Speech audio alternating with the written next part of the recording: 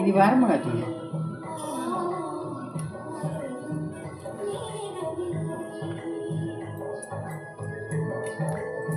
மனை வச்சு அப்படியே மாங்காய் எடுத்துட்டு வந்து இப்படி செஞ்சு சாப்பிடுங்க. உப்பா கொஞ்சம் போட்டுக்கணும்.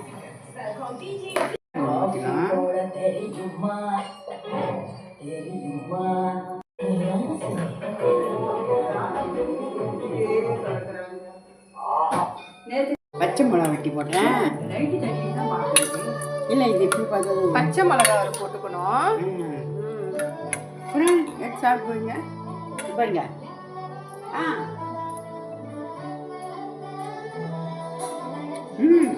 வாய் மன இருந்துச்சுன்னா அப்படியே மாங்காய் வெட்டி இது சாப்பிடுங்க, ருசியாக இருக்கும்.